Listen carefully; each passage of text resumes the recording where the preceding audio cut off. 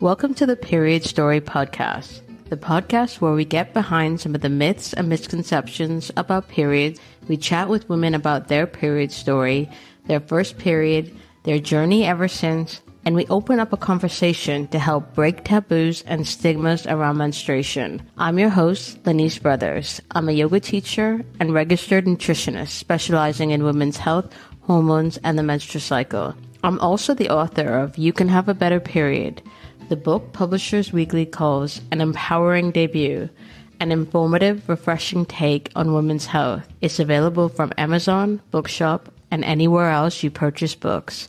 I'm so excited for you to hear my conversation with Shakira Akabusi. Shakira is a pre- and postnatal exercise specialist. She's also the founder of the StrongLikeMum Method and a women's health expert. On today's episode, we talk a lot about post and prenatal mental health, including Shakira's experience with prenatal anxiety and OCD and how she was able to move through this. This is such an interesting episode, and I can't wait for you to hear it. Hi, Shakira. Thank you so much for coming on the show. Let's get into the question that I ask all of my guests, which is talk about the story of your very first period. Yes, I remember this so well because I was actually really, I think traumatized is probably too much of a word, but I was really scared about it. And I knew about it. You know, I'd heard about it at school. I had some friends who had my period. My family were generally quite open, but I just remember really feeling scared about it. And we were actually on holiday in California. So we used to live 6 months of the year there, and it was in the summertime. So we were there. And everybody was meant to be going, our family and family friends were meant to be going to a shopping day out or something in LA. And I had such bad tummy cramps. And I remember just thinking, oh, I've got such bad stomachache. I don't know what it is. And I went to the toilet and I saw that there was blood there. And I thought, oh, my period. And I didn't want to tell anyone. I just wanted to hide it. So I just went back to bed, and the whole day I just kept saying to my mom, I've got really bad stomachache. I've got really bad stomachache. She's like, oh gosh, I don't know what it is. Lie down, you know. And I stayed in bed, and everybody else went to LA and went shopping. My mum stayed with me, and it got to like the end of the day, and she was like, Shakira, I think I'm going to have to take you to the doctor or the hospital. And because we were English, but we were in America, it's not that easy with the healthcare system. So she was like, I think I'm going to have to figure something out and take you to a doctor. I don't know what's wrong with your stomach. And then I just whispered to her, I was like, my period? And she was like, well, obviously this is what's going on. Okay, so now we know. And then she was like, why didn't you tell me? And I just didn't want to talk about it. And I actually cannot. I've been thinking since we set this date in the diary of trying to pin down why I felt that way. And I really don't know why that was. That's really interesting that, once your mom said, oh, well, obviously, this is why, you've got the stomach ache because you've got your period. But it's really interesting that your first instinct was to hide it, to say like, I don't want to tell anyone. And then what about your kind of subsequent experiences? So that was your very first period. Then, going into the rest of your kind of early teens and teens. Do you know what? I have a memory of my second period, and my mum, I think still to this day, when I tell this story, my mum gets really sad because she, and now that I'm a mum, I understand because, you try to do so much good, and then the one thing that you don't quite do right, and it sticks in the memory. And so she feels bad. But I remember the second time we were back home and my family were having a dinner party, and I'd come on my period. And again, I didn't want to tell anyone. And I found my mum, and I was like, okay. And she gave me like this period pad, and I put the period pad in. And I remember thinking, oh, am I going to have to wear this every day of my life? Because this is so uncomfortable. I don't like it. And I was like, please don't tell anyone. She had friends over for dinner. She was like, okay. And she went downstairs, and she must have said at the dinner, I just started at dinner, and then I came downstairs into the kitchen, and everyone froze, and then they laughed because they must have been like, for them, I understand their side of it. But for me, I knew in that instant she told it, and I just felt ashamed and embarrassed. And again, that was awful, and then through sort of those few years, those years, because I was last year of primary school, my period, then I remember again, like just wanting to hide it at school, from the boys in school, like don't let them know I'm on my period. And then actually, as I got through my teenage years, it became completely opposite. I went to a school that was really free thinking. It was a boarding school and people were on their periods all the time. And all of a sudden it just wasn't a problem. And now I work in the female health field. And again, I'm really relaxed and really open about it as we're having this conversation today. So I've completely gone the other way now. Yeah. And when you first got your period, you knew it was your period. Had you had any education about menstrual health, hormone health in school? Yes, we had, but I actually don't remember exactly how they delivered the lesson, but I have an older sister, so I knew what the period was. And I remember we had sex ed in school or something, so they told us like a period and then you're ready to have a baby. And so I knew like the basics, but I didn't really understand what it really meant. Yeah. And going into that boarding school where you became like much more free and open about your period, what was your experience of your period itself like? Was it easy? Was it painful? I always had quite intense cramps around my menstrual cycle. And actually now as an adult, I've always had that, but now as an adult, it is so much worse. And actually, I think since I had my twins via a cesarean, which is almost 3 years, since then, my period pains have been so much more intense. And I remember when I first heard you speak and who thinks that pain is a natural part of a period? My hand was straight up and I was like, definitely always. I've never thought about it not being a painful experience. So that is something I've always really and does a pain affect you the way you kind of live your day-to-day life? Yeah, definitely. And I'm a really physically active person, but I'm also really aware of how my body feels. And I know when at different times in my cycle, when I will have really low energy or I just won't move as quickly and I train in jiu-jitsu 3 days a week. And I know when I'm on my period and it gets to that time, I just have low energy. I can tell that a few days before I'm like, feel tired and I just can't. And actually to the point where my brain doesn't fire as quickly. I'm trying to get stuff done, and it feels similar to at times how I felt during pregnancy. So I definitely. Do you, because you're quite sporty and quite active, given that's the nature of the work that you do. Yeah. Do you find that you adjust the way that you move your body depending on where you are in your menstrual cycle? Yes, absolutely. Yeah. And I mean, what I think we have to be clear on is that women have been achieving sporting goals throughout their menstrual cycle, throughout time. So I'm not trying to suggest that at certain times in your cycle, there's something you do, but I certainly notice a change and I tailor my exercise in that way. So I'm always, like I said, I try to stay really in tune with my body and I will do what it is directed. So if it needs some rest, some downtime, then that's what I will invest in. And yeah, I just try to trust that my body will tell me what it needs. Yeah. And the kind of other layer of this is that you also have 4 kids. Yeah. And I looking at your Instagram, I just think you're amazing because I have one son and like he's 9, so he's a bit older and the needs are a bit different. It's more like emotional now. But I do like talking about energy and how that changes throughout the menstrual cycle, then layering on having 4 children. How do you do, everything? How do you get things done?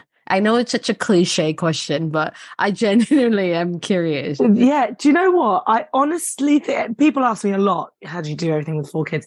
For me, number 1 was by far the hardest. That first experience was a massive shock to the system. And I was tired and it wasn't as I had expected. And, it was the unknown. I found it scary. I had really high anxiety. It was, that was something that I remember as a very challenging time, very beautiful, amazing experience, but challenging in so many ways. And actually having 4 is just, I'd almost say like, not that it gets easier, but it's obviously chaotic. It's obviously, it's busy. There's lots of noise, but the levels of stress or anxiety that I would have had around the first and the second have now. And so I'm having a much more positive experience of parenthood at this time than I was at the initial, and then, yeah, it's they all play with each other. And I think they're used to what I do. We're much more in a routine of this is how our family's going to do something. Whereas that first time you're figuring out, oh, do I do this and still do that? Whereas now I know the times of the day where my children will be okay for me to, do some work and they'll play by themselves, or when they're going to need me to intervene and, all that kind of. So you just get used to it. But it's interesting as well now because I have 4, as you said, and I've got 3 boys and a girl. And when it comes to like periods, I'm really aware of that's something my daughter's going to have, but I educate all my children. So I talk to my boys about my period all the time. My eldest is 8 and 4, and then the twins are 2. And not so long ago, the 4-year-old was like, he was like, why have you got raspberry wee? That's what he said to me. I went to the toilet on my period. And he's like, why have you got raspberry wee? I was like, oh, I have something called a period. Ari's going to have a period. This is what a period is. Look at this. This is a period pad. This is a tampon. And I want them because I remember that being a big thing for me. What are the boys going to think? What are the boys going to? And so I'm really keen to talk to all my children about that, That's super interesting because, your oldest, he could have, your oldest is a boy, right? Mm-hmm. Yeah. Okay. He could have classmates that have their period because, I've talked to some women who've gotten their period at 8 and 9, and it's just so young. But, I think it's amazing that, you're having these conversations with them, at all ages. And I think kids, they appreciate it when you just tell them the facts in a like really kind of straightforward, pragmatic way and just not make it a big deal. Yeah. And I definitely agree with that. And because even now in my field of work, like I work in women's health and I've been working in this field for over a decade.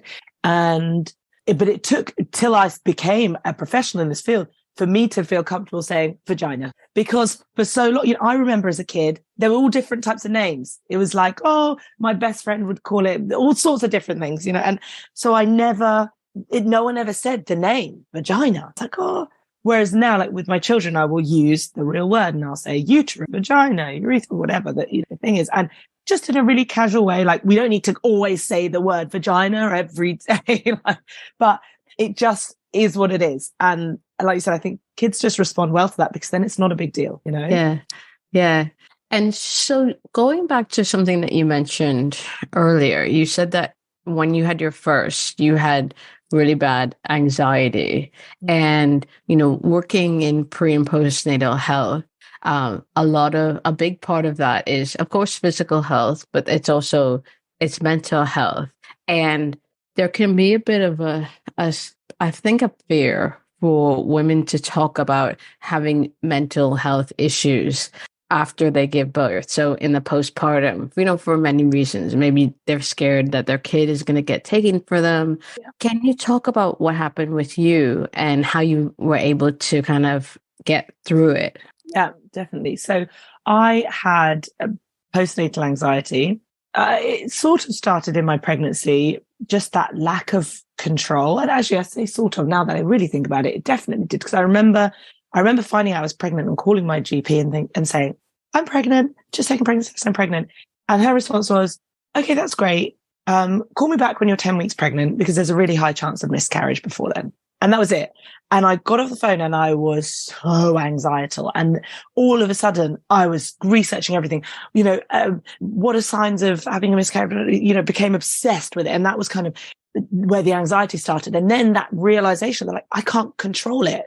Every time, did I feel a kick? Did I not? How long for? Has it moved okay? What if the cord's around its neck? What if it's everything? And again, something that in my subsequent pregnancies became much easier for me to just accept what I cannot control. But then it really, really kicked off after my son was born. And I often say, I expected to love my children. I was told, oh, you're going to love your children more than anything. And I hoped that is how I would feel. And I did. But I did not expect how protective I would feel over my children. Nothing in my life had ever prepared me for that moment where I'm literally like, I would, not only would I kill for you, I would die for you. I would die for you. You know, it is such a powerful feeling to feel that over for somebody else. And that spurred my anxiety because I felt such a huge responsibility. So I developed OCD, and it was so extreme that, and I say this a lot, but it's the best example I can give is that I used to work in Brick Lane, and I had to walk from Brick Lane to Liverpool Street Station, which is 7 minutes. And it would take me over 3 hours because of the amount of tapping and counting I felt I had to do, like tap this spot, don't step over the crack. I would have appeared to an outsider as if I'd completely lost mind. I was completely controlled by my OCD. It was taking me over 4 hours to get to bed, 2 hours downstairs, 2.5 hours upstairs.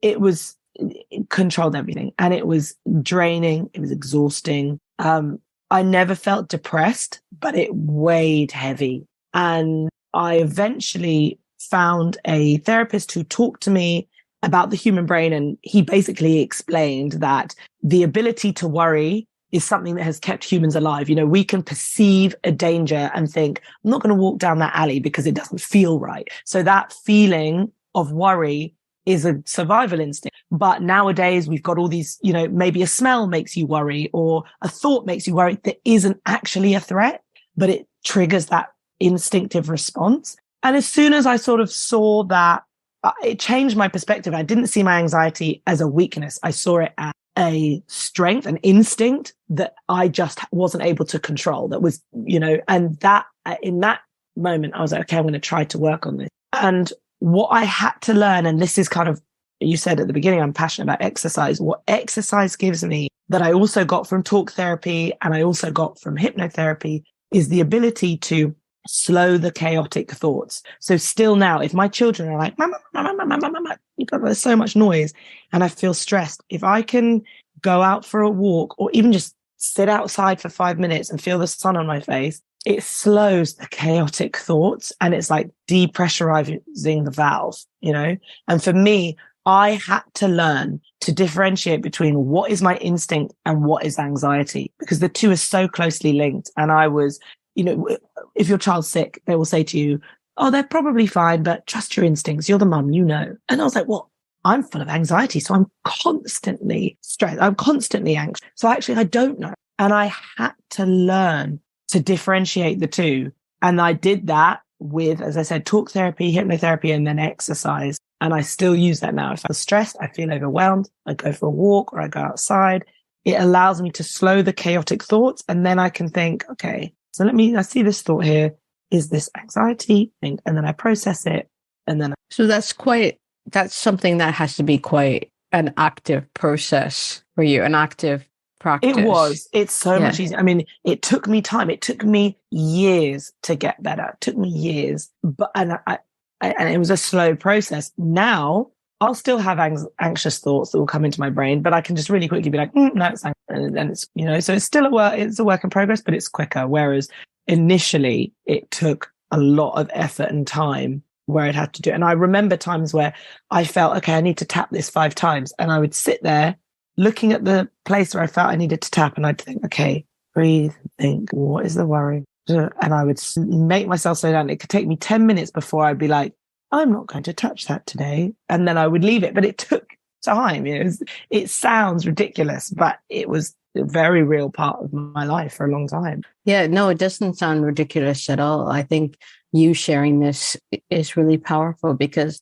a lot of women do experience postnatal mental health issues and they're really afraid to talk about it. When after I gave birth, I had really bad anxiety as well.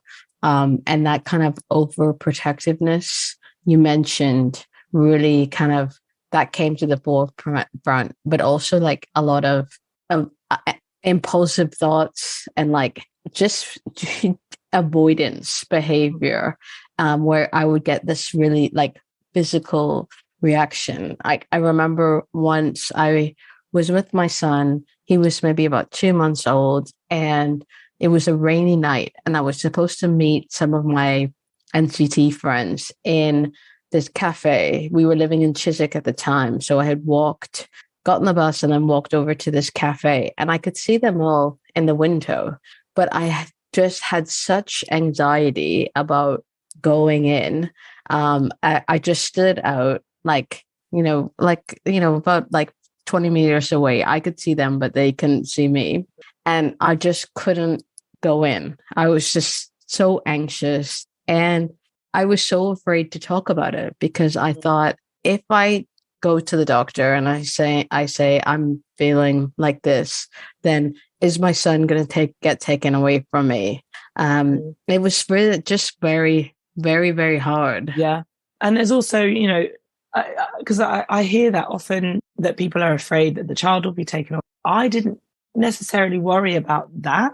I almost had the opposite experience where, like, I went and I asked for help and no one wanted to help me, at the beginning. And that is also a really scary place to be, because I'd grown up always thinking the doctors will have the answers, or they'll have some tablet I can take. And, whereas I'd be like, I'm struggling with anxiety, or I would describe what I was experiencing, and they would be like, well, and they did. It's, to be honest, I say about tablets, thinking about other things, but they were like, okay, you can take this antidepressant. I was like, I'm not depressed. I'm not depressed, and I don't want an antidepressant.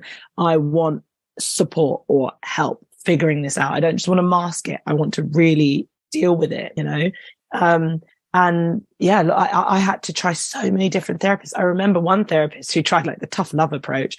I remember him saying to me, you can't honestly believe this is real. You can't honestly think that if you tap that 5 times, this bad thing isn't going to happen. And I was like, I know what it sounds like, but I absolutely do. I absolutely do. And it was just, and that is also a scary place to be, to feel like people don't understand what you're trying to say, or, as I said, people viewing anxiety or depression as a weakness. Whereas to me now, particularly, I look back and I think, if you are dealing with depression, anxiety, or any kind of mental health issue that you are managing, it takes an incredible amount of strength to manage that on a daily basis. That takes a lot of, and again, that was one of the things that eventually helped me. That's how I began to recognize that I could be resilient enough to get over it, because I realized I've been resilient enough to live with it, so I can get through it.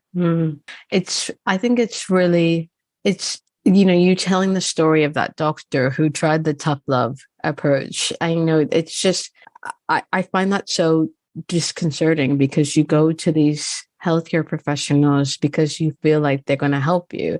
And for someone to kind of not validate your experience, you just think, well, what are you here for? Yeah. I actually had it very recently. One of my children was really unwell, and he'd been unwell for like 4 or 5 days, and his temperature kept come back. And this particular afternoon, he was really lethargic. Like, I couldn't really wake him up. He had a really high temperature. I'd given him Calpol, ibuprofen, nothing wasn't working. So I called the doctor. I'd called them like 3 times that day. And eventually they were like, okay, you can bring him in. So I brought him in, and the doctor looked at him, and she was like, oh yeah, he seems not great, but he's okay. I can't see anything obviously wrong. And she was like, what do you want me to do? And I was like, well, look, what I want to know is, like, if he goes downhill over the weekend, this was a Friday, if he goes downhill over the weekend, what do I do? And she literally shouted at me. She was like, this is your anxiety. And I remember thinking, that's so, it could be so, what's the word that I'm looking for? Dangerous isn't the word, but it's really dangerous, because I know that I'm self-assured enough to know when I feel like it's my anxiety and when I feel, but there's plenty of people who wouldn't, and maybe even me, I don't know, but I know that you screaming at me right now, telling me this is my anxiety, that's the type of thing that makes women not want to speak out. Because if you're constantly going to have it written on your folder, this woman has anxiety, every time she calls, she's probably just anxious, it doesn't help. And actually, like, it doesn't mean that all our other feelings are invalid. It doesn't mean that, that it doesn't mean that you're not a rational thinker. You can be such a rational thinker. And often it is really rational, very, creative, rational, same, but, very clear thinkers who will have something like it. It's not, and that's why this therapist talking to me about that, it being this instinct, and it's just an instinct that we're not able to control, or that we need to learn to control. That's when I realized, okay, this is not something wrong. This is something instinctive I just need to be able to manage it, Yeah. So if someone's listening to this and they know they need to reach out to a doctor, a healthcare professional to get support for, it could be any sort of issue, but they're nervous about taking that first step. Do you have any advice for them? Like, what would you say to them to help them navigate that conversation with the doctor, and to kind of get over any fears about moving forward?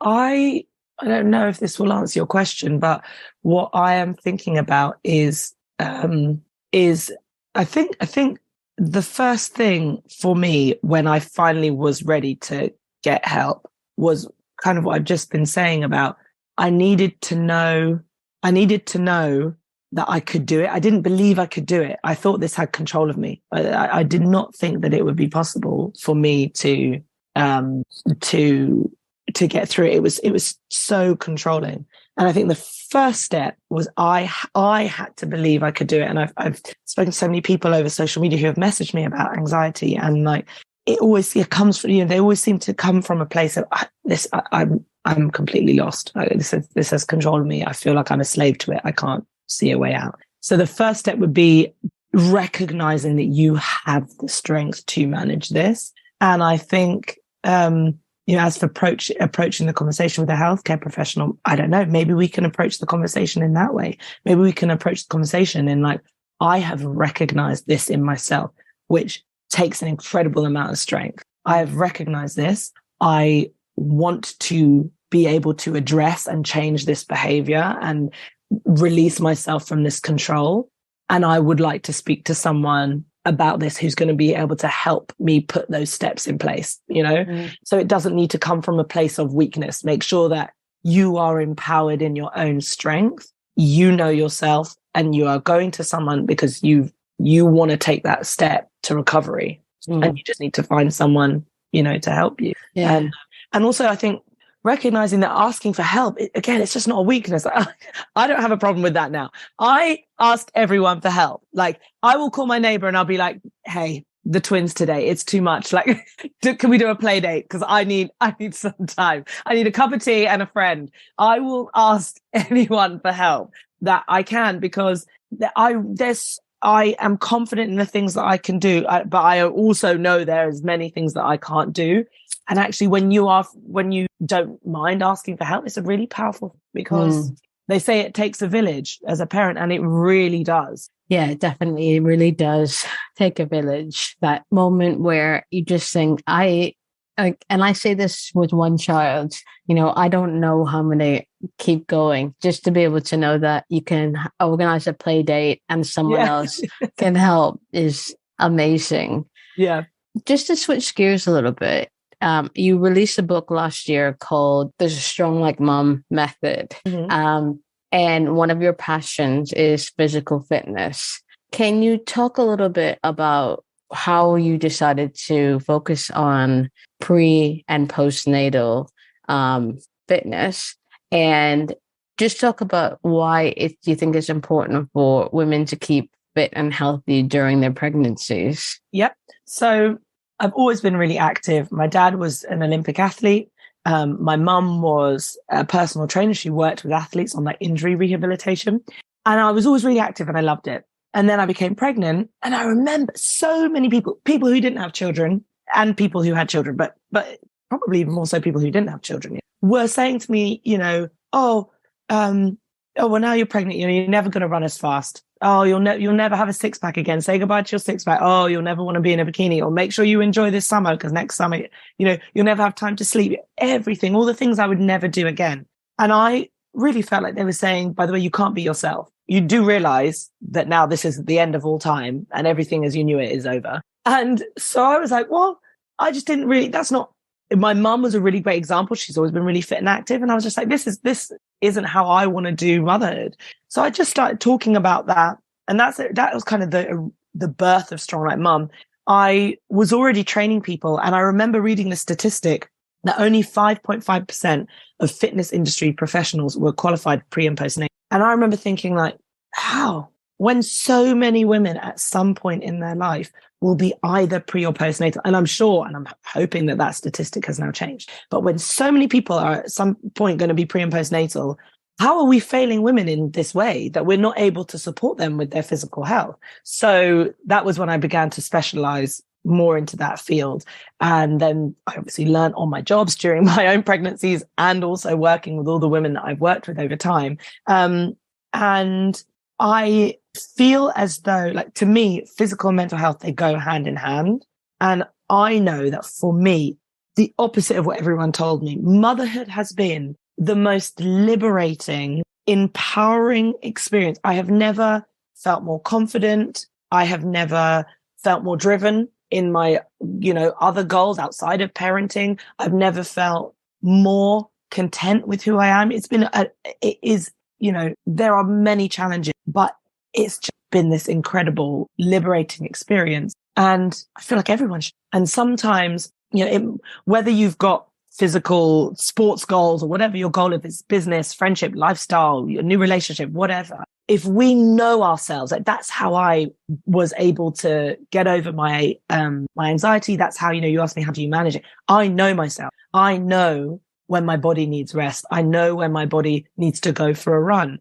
And to me, that's healthy living. And that is kind of what fuels the pages of this book. So there is exercise advice in there because that's what I specialize in. But for me, exercise is just like a metaphor for how I live my life. And I just think, doing something good for yourself, feeling confident and happy and at the same time, tapping into that instinct. The human body was built to move. We're not built to sit at a desk all day, and the body needs movement, particularly for pre and postnatal. What the female body does through that whole time period of pregnancy and afterwards is just so amazing. And if we all had that knowledge, maybe we'd all feel more empowered and we wouldn't have this stupid messaging of like, by the way, after pregnancy, everything's over. It's just so completely wrong. Yeah, I think I remember this, like exactly what you said. People are so willing to share their bad stories, like, listen to my bad birth story, or, this is, get enough sleep now because it won't happen. Yes, your sleep will be disrupted with a tiny little baby, but it's just, they just want to tell you everything that will go wrong. But what I think is really, I think, empowering about what you do is you show, as you say, show women pre and postnatal what their bodies are capable of. And it's much more than they realize. Why do you think women underestimate what they're capable of physically, especially during pregnancy? I think in speaking generally now, like we are often bombarded with this messaging of needing to better ourselves. It's always like, you need this tablet to make you look younger. You need this exercise equipment to make you feel stronger. And I think not that there's anything wrong with feeling you need to improve certain areas. Like we all have goals in all different areas of our life. So that's not necessarily a problem. But I don't think we're ever sold this message of valuing and respecting and celebrating where we are now, So I think that's something that impacts women regularly because we're constantly given that messaging. Yeah. You see, what I think is really interesting. I remember this woman, I think she was a CrossFitter, and there was this post on Instagram. It was a few years ago, and she was lifting quite heavy. And she must have been, I think she was like 7 months pregnant. And the comments were just like, this is dangerous. You shouldn't be doing that. And what I think is really important for women to realize is that if they're already doing some sort of exercise before they get pregnant, they can continue to do it. Yeah. And, you don't just have to unless there's like a medical reason, you don't need to put your feet up your whole pregnancy. Pregnancy is such a personal experience, which is partly what makes it so difficult as someone working in the space who wants to share, a content around pre and postnatal, because you can only be general. You can't be specific without really knowing some. And that's why I kind of think just share the knowledge, because then we can all feel empowered to make the decision for ourselves. But as you said, someone might be able to do whatever exercise, weightlifting thing she was doing. That might be great. Other people, maybe that's worlds away from where they are. And not just the people, but like the same person on a different day. In my first pregnancy, I was bouncing around like happy as anything. I was teaching barbell classes, squatting, deadlifting, all that sort of stuff, barbell on my shoulders, great. The final pregnancy, which was twins, I didn't move a muscle until 24 weeks. I was, well, firstly sick, but also just exhausted. And I remember at 24 weeks thinking, I'm going to go for a jog. And I ran for like 10 seconds and I was like, nope. And I never ran again the whole pregnancy. And, and then even within the same pregnancy, different days. Some days I was like, oh, this is great. I'm going to go for a jog. And then the next day I was like, oh, I just need to sit down for the next week because I'm just tired. And so there is just no one way. There's no one way, when we're talking about weightlifting, like you look at the female pelvis and just that alone, what it has to go through in pregnancy, the way that it tilts, the way that it moves, the ripple effect that will have on our feet. I talk a lot about the connection between the feet and the jaw to the pelvic floor. So when you're in labor, you might have been told to relax your jaw, because by relaxing your jaw, you relax the pelvic floor. When I had just had my twins, I realized I was clenching my jaw the whole time because my pelvic floor had almost gone into like shock after having a cesarean. So there's just so many scenarios, which I understand is what makes it overwhelming. But if you get the knowledge, if you read my book and you get the knowledge, it's that when we know the information, then we can apply it to ourselves. Yeah. What about in the postpartum? Because, you talked about earlier, when you having 4 kids, you have a rhythm now, you know what to do, the time of day where you can do certain things. Say when you have your first kid, you just, it can be challenging because you just don't know how to do this yet. What are some really practical ways that a mother of like a newborn or like, a young baby can stay fit? Yeah.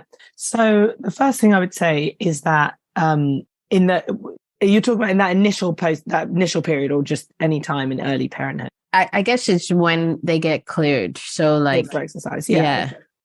So I think understanding that small successes are still successes. So any small amounts of movement you can do throughout the day are going to be really beneficial to your body, to your mind, and for me, to my parenting. So it can be really small things. I would say that there are some changes that happen in the body, for example, the position of the pelvis, that rectify themselves around 6 months postpartum. So for that first 6 months, I wouldn't don't put too much pressure on yourself to have to, get back into doing a HIIT class or whatever. Find movements that you enjoy.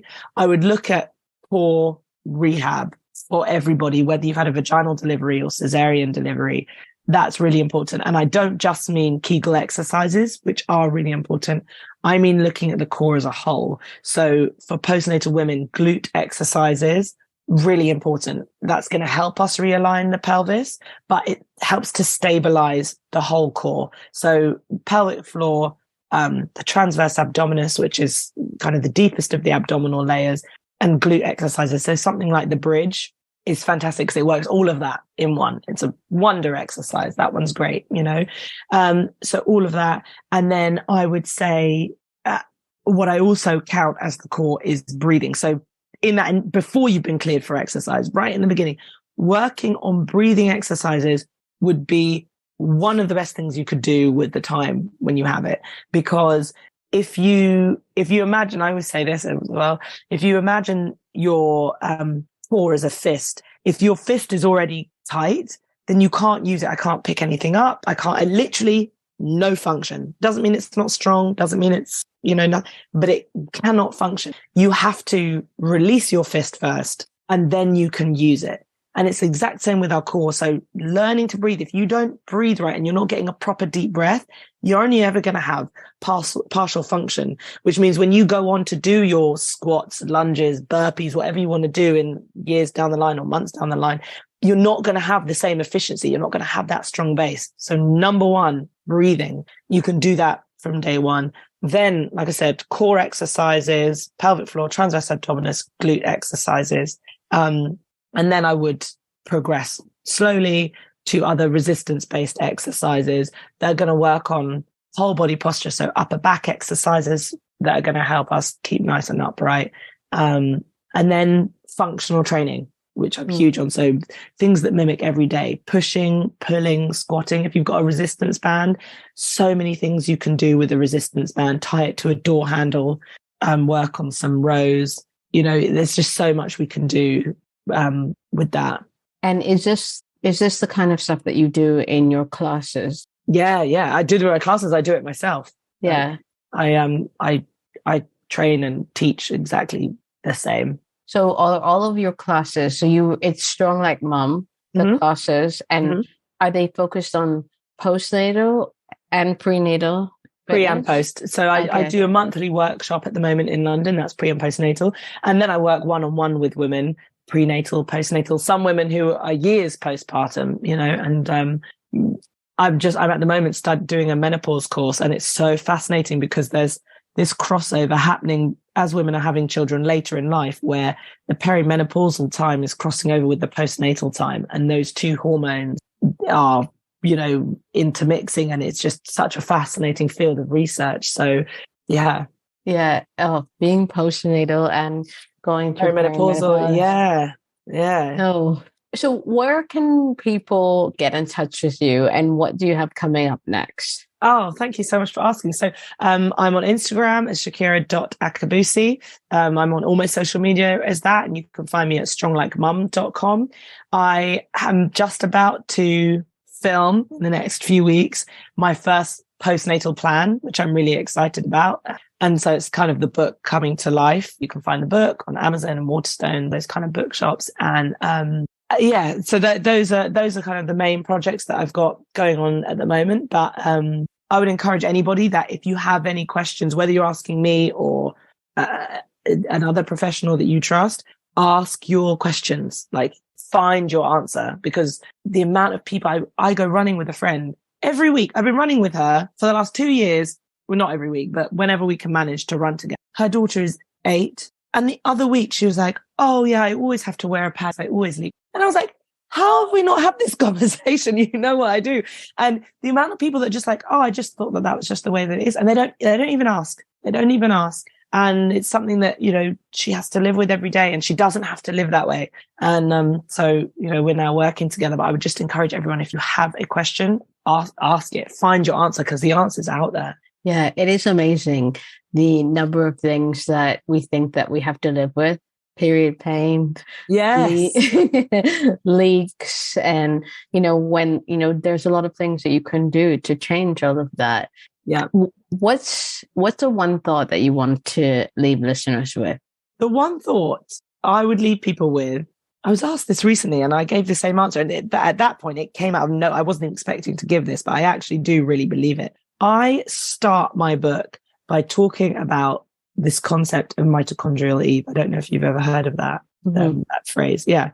So mitochondrial Eve, for anybody who doesn't necessarily know, is scientists have discovered through research that if we travel back through history from a mother back to mother, back to mother, back to mother, back to mother, we would all end up at one woman. Then they call this woman mitochondrial Eve. So they've not found this actual fossil or bones, but this is the theory.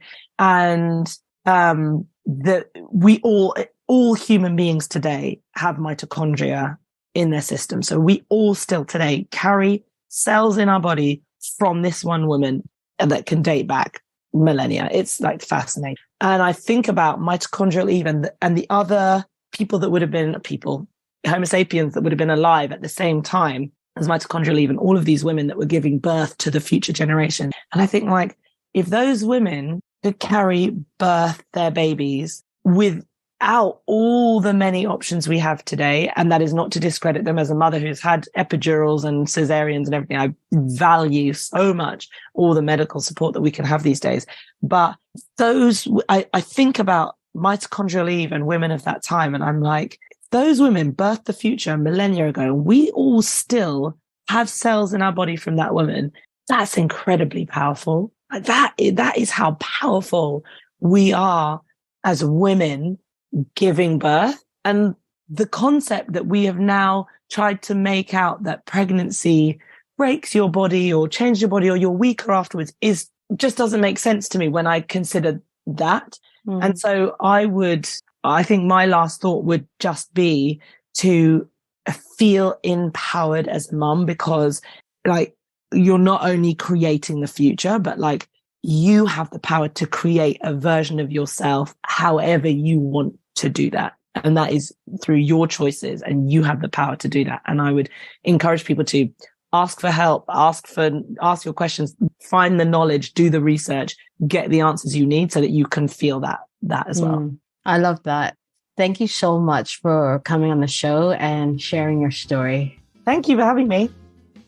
For more inspiring conversations, head over to periodstorypod.com, where we have so many more for you to peruse. If you want help with your menstrual or hormone health, email me on hello@eatlovemove.com to set up a free 30-minute hormone health review. If you like today's show, please don't forget to subscribe, rate, and review wherever you get your podcasts. Tag us, come say hi, and send in your requests for who you'd like to see on the show on Instagram and Twitter on @periodstorypod, or email us at hello@periodstorypod.com. I'm Lenise Brothers, and you've been listening to Period Story. Thank you so much for listening.